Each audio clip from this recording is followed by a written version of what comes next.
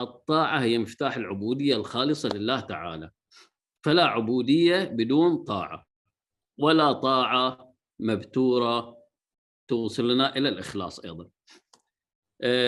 إبليس خرج من الجنة بسبب عدم الطاعة ومعصيته أوامر الله تعالى.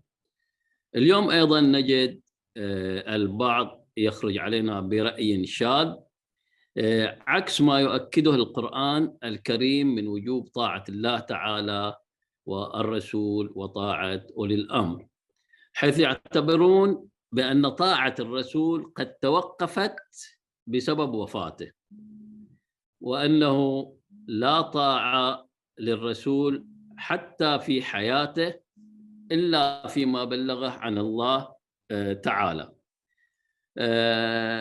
أما ما عدا ذلك فإن الرسول يخطئ وفي قوله أو في فعله وتقريره، وبالتالي فلا تجب طاعته.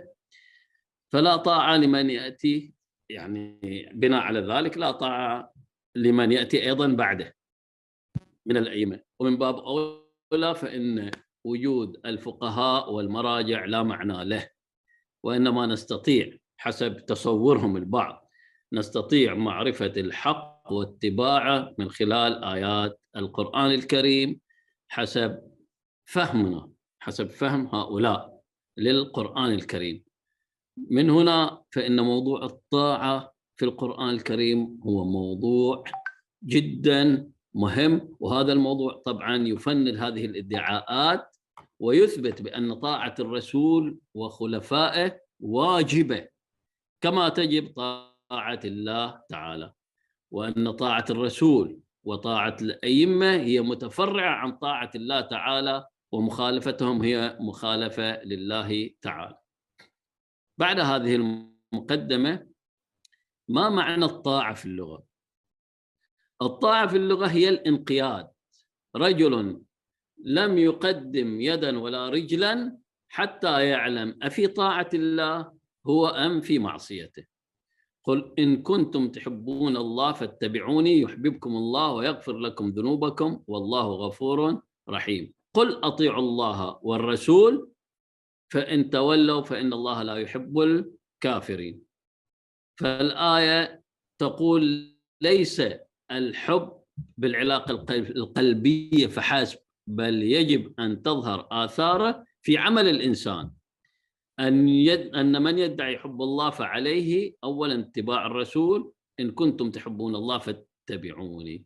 يقول ابن فارس في مقاييس اللغة: طوع الطاء والواو والعين أصل صحيح واحد يدل على الاصطحاب أو الإصحاب والانقياد.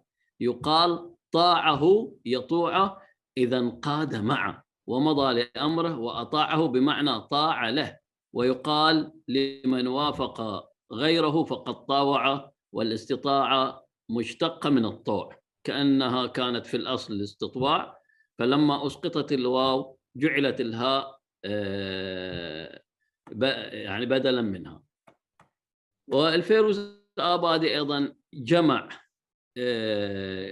يعني الكثير من المعاني فيها، قال الطوع الانقياد، قال تعالى ائتيا طاعا أو كرها. هذا معناها لغويا.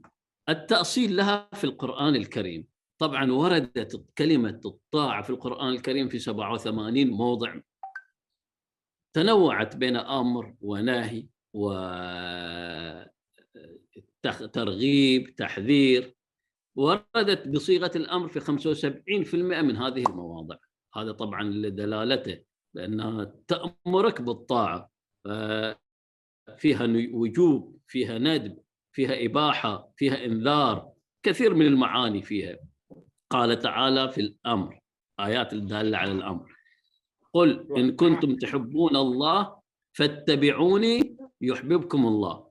قل إن كنتم تحبون الله فاتبعوني، فهنا يعني أمر للمؤمنين: إذا كنتم تحبون الله يجب أن تتبعوني. قل أطيعوا الله والرسول، هذا أمر أيضا، فإن تولوا فإن الله لا يحب الكافرين. الأمر هنا أفاد الوجوب. ومصدق لما بين يدي من التوراة ولأحل لكم بعض الذي حرم عليكم وجئتكم بآية من ربكم فاتقوا الله وأطيعون.